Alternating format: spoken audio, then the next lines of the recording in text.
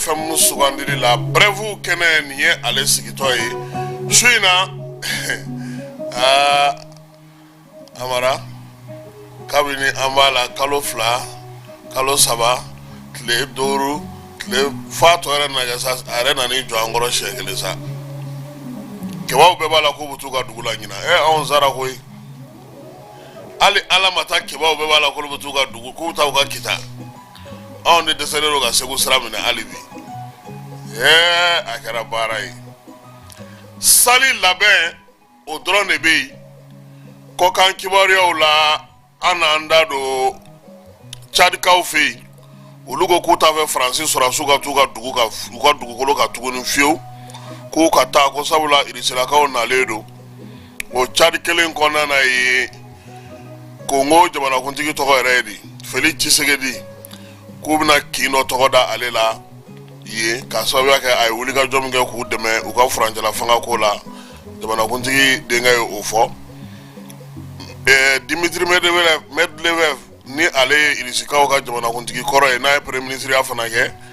ale ko ko abana ta de ko pushini ka Ukraine ko ke ni njugo ay ko yi ko na ma ke no dro ko mo ta sebedo o jiwo yo obika tani mo yo koro war an ngoni me bolla la ya no fe ona ka anga kuma la kuma ba bi ana tlaga do sugu kono ale ni kare kono la ke bajalo ale minge o bara belebele ana o fana dira awla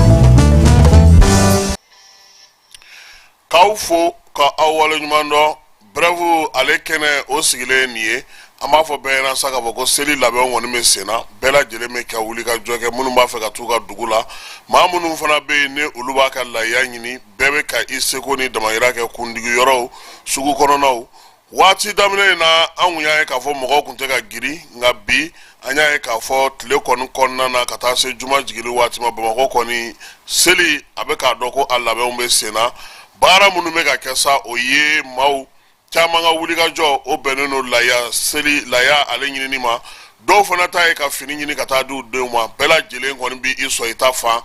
ni ye bamako kona laje François la changa nyama no ye colonel Asimiye ale koni saga keme fla ani biduru koko di mauma sete mamunu ye sorasi munu be nulu somo ntana Mali munu me koka ulufuna kabo Italy ulufuna saga mugandi ministre Musa Aga Atayer ale saga tandi batuli akokale tay batanye ko mna na tla o tlalu ere damna na kabinu kunungo san korala la bara nunu bela jilen damna na amara nimbela maube itu togome itu jamume itu foime ngolufuna be kingono nawla ube quartier ko nawla ube dugu ko nawla ulube falato deme ube yatimo deme ubu sego ke mohoye ama fongala ka bela jile baraji ngame min farauka la yate jawai na setiye kani yere golo fara wa anfana do koko fo jawya ko fanga saga jigido soro kasiri non ni mami ma saga jigi soro ibese ki wasaro bala ni mo fana soro anyame ko ngagele wanyame fana fleni au ma haga do babu saka jako fa fana mishi fana be ni bela jele kɛra yasa sɔnɔgɔyaw de ka kɛ nka nin bɛɛ kɛrɛfɛ ne ni Amara anw ka système c'est très simple soit alimami ka saga an b'a dun ɲɔgɔn fɛ k'a ban kurantigɛ de bɛ yen walima an kɔrɔkɛ minnu bɛ ka saga faga an bɛ to ka kunkolo minɛ ni dugu jɛra an bɛ kunkolo tobi a ye sogo ɲimi ni ma a bɛ se ka kunkolo sɔrɔ k'a sɔrɔ i ma saga faga wa yaasa sa ka se ka ko ninnu bɛɛ lajɛlen bɛ ka labɛn cogo min Keba Jalo ale y'a ka caméra ta caméra min taara a fɛ a ma mɔbɔ la koyi ale taara sugu kɔnɔnaw la kundilayɔrɔw saga feerelaw a nana an yɛrɛ fɛ yan nka a bɛ se ka tuma min na o y'a sɔrɔ a fiɲɛ durulen don Amara an k'a lajɛ Keba ye baara min kɛ bi tile kɔnɔ sa an ka jɛ ka o lajɛ ɲɔgɔn fɛ yani an ka tɛmɛ an ka kunnafoni tawakkalitu ala Allah gɛlɛya min kɔni bɛ anw dala o sannikɛbaliya in de ye i y'a ye client bɛna tɛrɛmɛni kɛ dɔrɔn ka sin k'u kɔ don ka saki donc i nana ni sannifɛn i ka laɲini de a ka se ka san mɛ n'a kɛra ka tɛrɛmɛ ka bila tɛ ka saki a tɛ ka san i ka lafiya t'o la dɛ o kɔni o gɛlɛya de b'an kan an kɔni b'a ɲini bamakɔkaw fɛ u ka bɔ ka na saga san hɛrɛ la an ka taa seli kɛ an ka denbayaw la hɛrɛ la o kɔni ka d'an ye vraiment ne bɔra Sadugu mara la Zana a sira kɔni man ɲi tɛ kosɛbɛ dɛ a sira kɔni man ɲi yɛrɛ yɛrɛ an ye sɛgɛn min kɛ sira la vraiment sɛgɛn da don donc ka n'i jɔ ni o sagaw ye k'olu fana tɛ ka san i y'a dɔn o gɛlɛya ko d'a ye vraiment min kɔni ka d'an ye u ka bɔ ka na an ka sagaw san an ka taa seli kɛ an ka denbayaw la o kɔni ka d'an ye. Ne tɔgɔ Boubacar Traoré bon ne ye bouger bon gɛlɛya min bɛ sagako la o ye client nabaliya de donc ni client nana saga ka san i m'a ye ni yɛrɛ tulu ni jaba de k'a san i m'a faamu an baw ka da nɛgɛ la dɔrɔn a k'a fɔ can i m'a faamu wa bon an bɛ a ɲini client fɛ u ka na sagaw san denmisɛnninw ka content so quoi bon saga bɛɛ n'a prix de don mun ka di ye dɔrɔn fantanw ta b'a la faamaw ta b'a la bon saga bɛ da bɛɛ bɛ saga la i mago bɛ mun na dɔrɔn i m'a faamu k'a daminɛ 50,000 dɔɔni ka taa fo 100,000 quoi a saga bɛ vétérinaire nana olu bɛ dɔ yɛlɛ a kan ko seli selen don mun ka di yɛrɛ bi sagako la bon fɛn min yɛrɛ ka di n ye kosɛbɛ client ka na saga ka san sinon an yɛrɛ musow ma selimafini sɔrɔ an baw ma selimafini sɔrɔ ni saga ma sa a ma ɲi dɛ bon an kɔni ka laɲini min client ka na ka saga san o de ka d'an ye o de ka d'an ye tiɲɛ na bon nin waati la gɛlɛyaba foyi t'an kan mais parce que waati ka gɛlɛn mɔgɔw b'a faamu sinon an kɔni bɛ yan seli fara seli lo seli tɛ an bɛ yan y'an ka baara yɔrɔ ye tiɲɛ don bon laɲini min kɔni bɛ ne bolo min ka di ne client ka na ka na sanni kɛ nɔgɔya la ka taa ni saga ye so hɛrɛ la o de ka d'an ye. Ne tɔgɔ Amadu Kulubali n bɛ saga feere de kɛ saga kɔni bɛ yan client de tɛ ka na awɔ n bɛ saga caman ɲɛ t'a la k'a taa fɔ yen fɛ fɔ yen a bɛɛ ye saga ye. mun de bɛna client tɛ ka na bon a tɛna ka gɛlɛya ye saga kɔni bɛ yan sagaw da ka nɔgɔ a bɛ daminɛ joli ka taa bila joli saga bɛ se k'a daminɛ 50,000 ka n'a bila fɔ 15,000 la sɔrɔ yan nɔ mais bi gɛlɛyaba jumɛn b'aw yɛrɛ kan n y'a ko gɛlɛya kelen de f'i ye client nabaliya de ye gɛlɛya an kan yan nɔ client bɛ ka na an bɛ ka balo di sagaw ma client tɛ ka na n bɛna tɛrɛmɛni kɛ dɔrɔn k'o bila k'o ko don n mana tɛrɛmɛni kɛ dɔrɔn u b'a bila k'o ko don donc o gɛlɛya de b'an kan sisan. Madame Keita Salimata Kulibali n ye entrepreneur ye n bɛ baara kɛ golf la n ka entreprise fanba sigilen bɛ golf kɔnɔna de kan an ye salon tigi ye an ye cosmétique an bɛ feere kɛ produit cosmétique fana feere alhamdulillah dɔɔni don wari tɛ yen nɔ jamana bɛ posi la donc client bɛ na dɔɔni mais an bɛ k'an garisigɛ sɔrɔ nin wagati in na gɛlɛya fanba yɛrɛ ye courant ko de n'i y'a mɛn an bɛ kunkolo dilan ka baara kɛ machine an ka fɛn bɛɛ appareil girimanw de donc le fait que courant tɛ yen a bɛ ka an sɛgɛn kosɛbɛ i kan ka tɔnɔ min fara ɲɔgɔn kan i b'o bɛn n'o essence la ka kɛ groupe la gɛlɛya kɔni y'o de an tɛna se k'an dogo k'a fɔ bilen an laɲini ko ka segin a togo kɔrɔ la mais n'a sɔrɔ ne nin bɛɛ de ka ɲi ka suivi walasa don min tɛ bi an ka hɛrɛ sɔrɔ an jɛra n'a ye donc an bɛ dugawu kɛ k'an ka jamana kɔlɔsibagaw ka u dɛmɛ ni muɲu ni sabali ye parce que o yɛrɛ dɛmɛ belebeleba ni muɲu la dɔrɔn fanga kɔrɔ a bɛ ɲa n'Ala sɔnna. Madame Samake Awa Sogoba alhamdulillah labɛnw ka fisa kosɛbɛ kosɛbɛ kungilannaw bɛ ka na sagisannanw bɛ ka na denmisɛnnin minɛnsannanw fana bɛ ka na komi an b'olu bɛɛ kɛ mɔgɔw bɛ ka na dɔɔni dɔɔni laɲini min b'an bolo o ye sécurité yɛrɛ fanfɛla ye i n'a fɔ kurantigɛ ni min cɛyalen don a kɛlen don ka insécurité belebele de kɛ an kan yan nɔ hali sɔrɔ dɔw y'a essayer ka don an kan yan nɔ heureusement jeunes dɔw b'an kɛrɛfɛ olu de sera ka an bɔ u bolo dɔɔni voilà vers 19h comme ça yɔrɔ o y'a sɔrɔ suma ko voilà mais comme courant tigɛlen don san kun bɛ ka na donc jeunes dɔw y'a essayer ka don an kan yan nɔ mais ala barika la a ma taa ɲɛ kosɛbɛ quoi on a pu an y'an défendre dɔɔni voilà o gɛlɛya de b'an an bɛ laɲini min kɛ i n'a fɔ courant ko fanfɛla la ani sécurité yɔrɔ la seli ɲɛkɔrɔla in na dɔɔni an b'o laɲini de kɛ jamana ɲɛmɔgɔw fɛ n'o sera ka sabati an ye o bɛ diya an ye kosɛbɛ. Ne tɔgɔ ye Mabi Dunbiya. Client ko ça va parce que mɔgɔw ka jamako tɛ kelen i ma bɛɛ n'i ka baara de don n'i bɛ kun dilan i b'i ka bɛɛ n'i ka baara quoi an kɔni ça va gɛlɛya min b'an kan o ye groupe ko ye parce que an bɛ groupe an bɛ essence kɛ groupe la ka client kun dilan a courant ko in dɛ o de ye ko in yɛrɛ sinon baasiba tɛ yen groupe ko de b'an sɛgɛn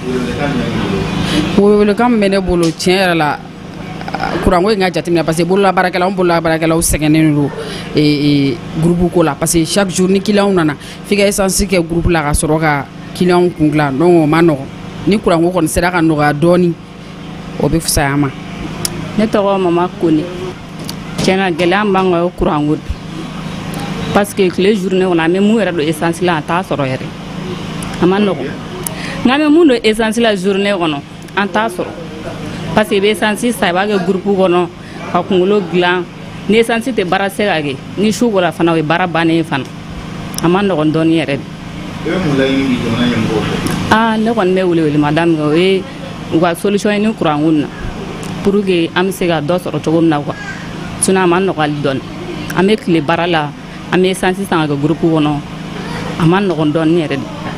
ne kɔni bɛ welewelemada ɲini maliyɛn bɛɛ lajɛlen fɛ courant ko in ala ka nɔgɔya hali bi. Ne tɔgɔ Kadi Tarawele. Seliɲɔgɔrɔ labɛn alhamdulilayi musow bɛ ka jabida faamu an bɛ jabida kan kabini seli daminɛla sa an b'a la yan a sɔrɔ alhamdulilayi an b'an garisɛgɛ sɔrɔ gɛlɛya b'an kan i n'a fɔ gɛlɛya t'an kan parce que n'i ye fɛn min kanu i t'o sɛgɛn n'o o tɔɔrɔ jate o b'a yira gɛlɛya kɔni t'an kan a ko la parce que an y'a kanu sigi tɛ laban.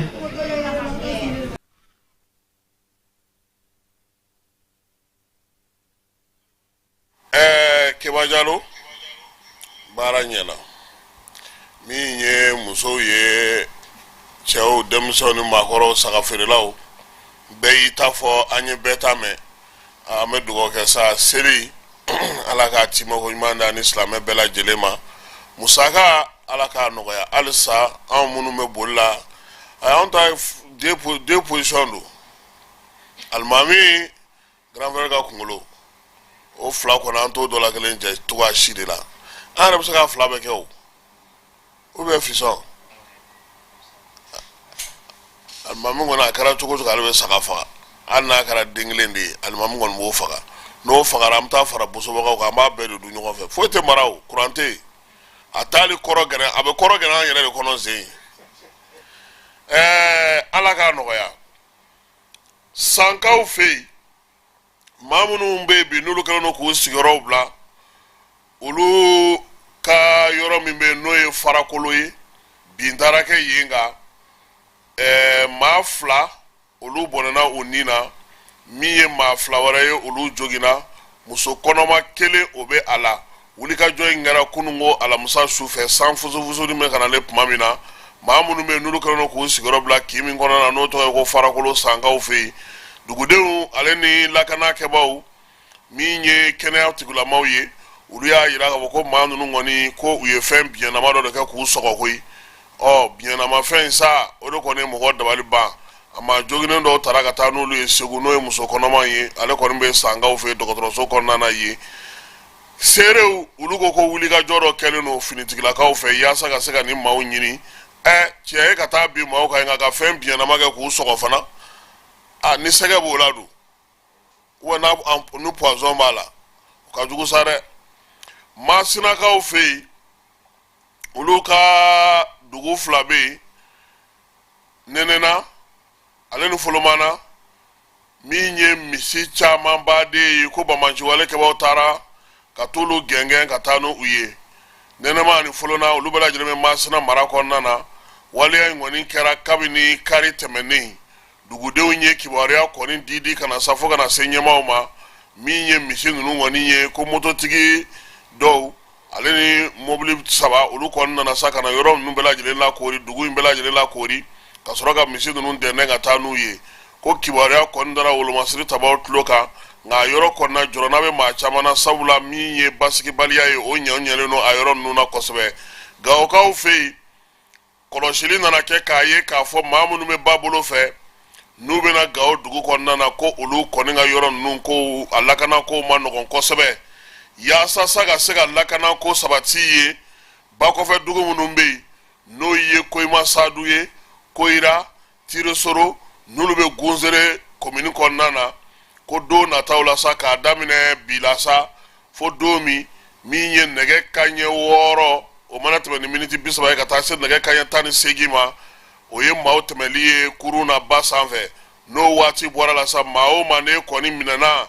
i na ɲangi u y'a yira k'a fɔ ko yanni waleya in ka sigi sen kan dugudentɔw min ye dugutigiw ye kafotigiw ni ɲɛmaaw k'u ye ninnu bɛɛ lajɛlen ladɔnniya ko sabula a yira k'a fɔ ko bandi minnu bɛ Gawo ba kɔfɛla la olu kɔni ni kuruntigi dɔw bɛ baara kɛ ɲɔgɔn fɛ u bɛna bingaliw kɛ ka maaw daw disi kan k'u mɔmɔ ka taa n'u ka wariw bɛɛ lajɛlen ye Masinakaw fɛ yen impôt ni taxe sarabaliya yaasa maaw bɛ se k'o faamuya o kɔni ye olu ka conseil de coordination ale y'o kɛ barosigi ye barosigi min sa o ye tali kɛ kimɛli minnu sera ka kɛ commune 11 kɔnɔna na Masina kɔnɔna na alamisa don u y'o barosigi kɛ ko k'a yira maaw la k'a fɔ ko min ye impôt ye a jɔyɔrɔ ye min ye taxiw jɔyɔrɔ ye minnu ye jamana kɔnɔna na nin waati na duguden caman y'a yira k'a fɔ k'u ma ban sarali ma koyi ko jɔn ko ala basigibaliya min bɛ yen o t'a to maa ka se ka baara kɛ mairelakaw olu niyɔrɔ min yɛrɛ bɛ nin ko in na o bɛɛ lajɛlen dara dugudenw tulo kan min ye musow ye olu mana na bi tin kɔnɔna na u bɛ se cogo min na ka taa dɔgɔtɔrɔso la fana mairie kan ka min di musaka min d'o kɔnɔ ani dugudenw ta o bɛɛ lajɛlen fara jɛrɛ in ko UNICEF ale y'a kɔkɔrɔma doro yaasa a ka se ka kɛ Masinakaw fɛ yen min ye direkaw ye denmisɛnninw olu bɛ se ka lakɔlɔsi cogo min o kuma tun bɛ sen na min ye nin kalo in tile 14 ye n'o ye bi yɛrɛ dire kɔnɔna na ɔkɔliden somɔgɔw min ye maa minnu bɛ ɔkɔlidenw ka kow kunna sa olu bɛɛ lajɛlen farala ɲɔgɔn kan yaasa denmisɛnninw ka kalanko bɛ se ka don ba la cogo min na min ye centre norvégien min bɛ yen n'o sigilen don maa minnu kan minnu sigiyɔrɔ bila sa ale de kɔni ye musaka di nin kalo in k'a fɔ a san 24 ye nin ye min ye an ka jamana kɔnɔna na ɛgiliw maa minnu tɛmɛna kɛba nin y'aw ka papiye ye nin kɔni tiɲɛ la nin ye kɛba ninnu ka papiye ye san 24 dege karamɔgɔ 20 Mali ye o de sɔrɔ nin san 24 in kɔnɔna na sa ko min ye février kalo san 1998 san ka na bila avril kalo san 2000 la ko Christian Saramaya ale kɛra Mali dege karamɔgɔ ye min ye san ba fila san ye ka na se san 2001 ma Romano Mate o kɛra Mali dege karamɔgɔ ye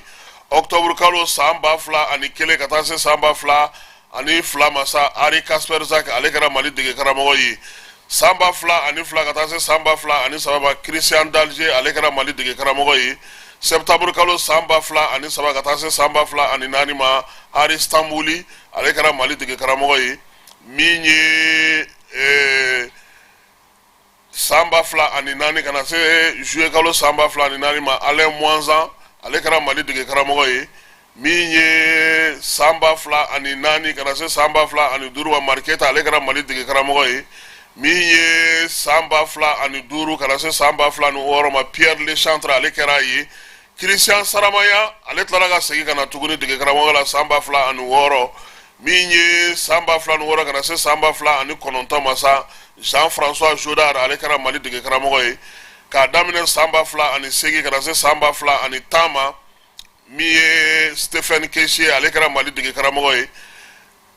san 2010 ka na se san 2012 ma sa Alain Giresse ale kɛra Mali dege karamɔgɔ ye min ye dege karamɔgɔ ka nɔrɔ bila yani baaraw ka kɛ Amadou Pate Diallo ale kɛra o ye san 2012 min ye Patrice Carteron ye ale nana san 2012 san 2013 san 2013 ka se san 2013 décembre kalo ma Amadou Pate Diallo ale ye intermédiaire fana kɛ décembre kalo tile 16 kana se san 2013 ma kana se san 2015 ma min ye Ari Kasperzaki ale segira kana tuguni san 2015 kana se san 2017 ma Alain Giresse o fana segira kana tuguni san 2017 kana se san 2019 ma o kɛra Mohamed Magasuba ye ale yɛrɛ tun bɛ yani ko ka sigi sen kelen kan nka min ye octobre kalo san 2019 kana se san 2022 ma Magasuba ale kɛra dege karamɔgɔ ye o min wulila ka bɔ yen sa fo kana se juin kalo tile 13 ma sa Eric Segou Sel ayiwa ko jɔn min nana kɛ dege karamɔgɔ 21 n'a ye Mali kunna Keba Diallo wa n'a y'a bila u b'an sɛgɛn dɛ ko nin tile fila in na kabini mugujugu dɔ kɔni pɛrɛnni kɛra Wagadugukaw fɛ yen ko maa caman tun ye kibaruyaw yira k'a fɔ ko min ye Burkina masakɛ ye ko ale ko a tununa ko dɔw y'a ta ka taa n'a ye yaasa ka se ka ko bɛ bɔ dugu la sa min ye Ibe yɛrɛ ye ale yɛrɛ bɔra ka jolidiba kɛ bi u ka kuluba faama sigiyɔrɔ la ka tila k'a ɲini mɔgɔw fɛ k'u ka jolidi baara kɛ Nizɛrikaw fɛ yen Niger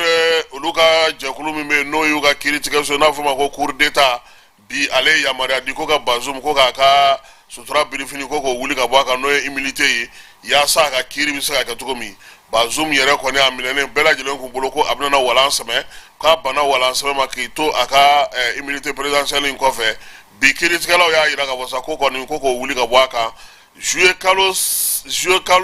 tile 20 san 2023 o kɛra ale kɔni fangadaraki o kɛra la Nizɛrikaw fɛ yen o de la sa CNSP o sigira sen kan o ɲɛmaya bɛ général de brigade Abdramane Chani bolo ko ɲɛmaya bɛ ale de bolo olu ye laɲini kɛ sa ko ka se ka sutura birifini ɲini ka bɔ a kan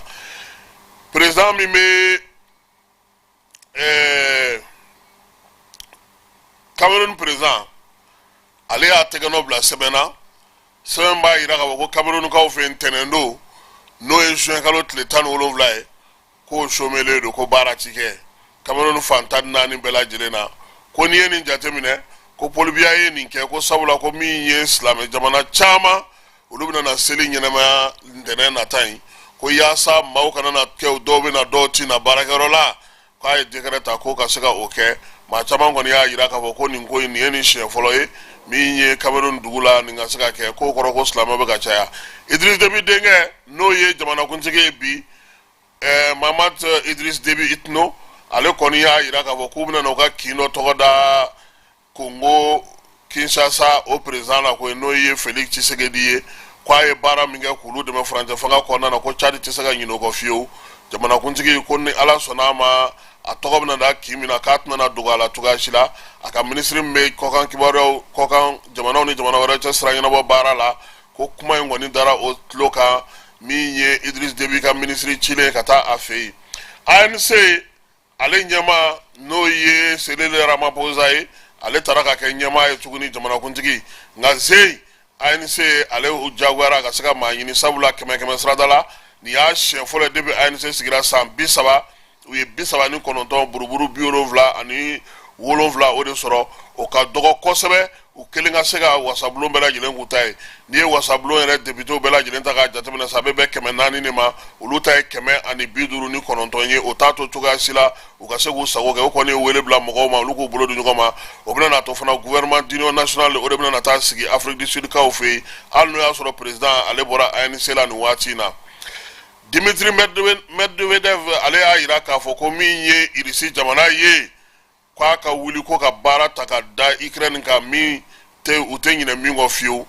ko n'i y'a ye maaw bɛ ɲagari bɔ la don o don an bɛna nin kɛ an bɛna nin kɛ an bɛ nin wari fara ɲɔgɔn kan ko Irisi de bɛ k'a munu mɛnɛ hali bi k'u ka wuli u ka jamanakuntigi kɔrɔ n'o ye Irisi jamanakuntigi kɔrɔ ye a ko nin bɛɛ la min ka jugu ko nanzaraw bɛ ka marabayaasa dɔ min kɛ nin ye waati ni waati ko Irisi de bɛ ka muru bɛ basu kan na ko n'u wulila k'u jɔ sisan ko nin kuma bɛɛ lajɛlen bɛ ban ko k'a sɔrɔ ko kɛlɛ ma se nin yɔrɔ bɛɛ lajɛlen ma Faransikaw fɛ yen député kalata o ye nin kalo in tile 30 ye ko yɔrɔ bɛ bi ni maaninfin bɛ yen depuis to kalon ka dileki wa bɛ ka t'u nɔfɛ dani damu bɔ dɛ sugu kɔnɔnaw kin kɔnɔnaw sigɛrɛti mi yɔrɔ k'u k'a kɛ ala kama k'u ka taa kala ta ko sinon ko front national natɔ don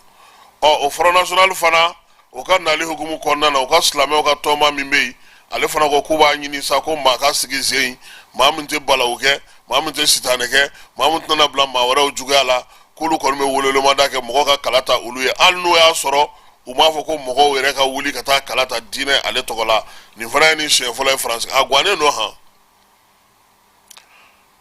o tiɲɛna anw bɛ 400 minɛ o 400 de anw bɛ voter dɛ t-shirt tafe ni 400 anw bɛ voter kɛmɛ anw y'o de ye dɛ anw Mali électeurs anw y'o ye nansara jamanaw olu ka coupe d'Afrique o daminɛna bi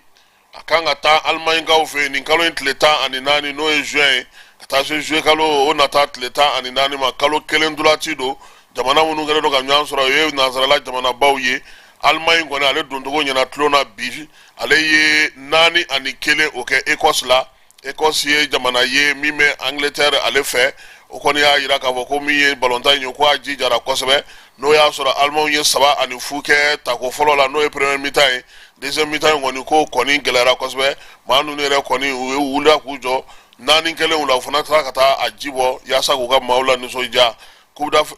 euro in sa an b'a fɔ ko ORTM ale kɔni bɛ ka ndolatiw bɔ hali n'o y'a sɔrɔ jabaranin caman bɛ olu tɛ k'a bɔ su in na ta an b'o bila yan ka bɛɛ fo ka bɛɛ waleɲuman dɔn n'Ala sɔnna a ma sini nɛgɛ kanɲɛ 12 n'o ye midi ye an na ɲɔgɔn sɔrɔ yan Mali joueur kɔrɔw ko degun b'u da la kuma b'u fɛ u ye Jani.ml FM ta ko sini midi u bɛna na kuma lakali yan ni Ala n'a kɛra sɔnna min mana na b'o la a tɛna na kɛ basi ye n'a bɛ dɛsɛ keba Ala ka taa ni ka segin nɔgɔya ne kɔni ni n den anw na an filetigi fiyɛ yan yan'aw ka na Falaye fana ko k'a ɲuman ser'u ka dugu la an b'a fana fɔ a fana n Ala ka segin n'a fana ɲuman ye seli minnu bɛ sira kan Ala k'aw bɛɛ lajɛlen kisi taa ni ka segin Ala k'a nɔgɔya musaka Ala k'a nɔgɔya silamɛ bɛɛ lajɛlen Ala ka lahiya ko nɔgɔya denmisɛnninw ka nisɔndiya bɛɛ lajɛlen ka nisɔndiya an ka seli kɛ hɛrɛ ani baden kɔnɔna na an b'a fɔ sa n ko bi su in na ta an b'o bila yan ni Ala n'a kira sɔnna a ma sini an na ɲɔgɔn sɔrɔ yan Ala k'an ka jamana kisi Ala k'an ka jamana tanga Ala k'an ka jamana kolo suma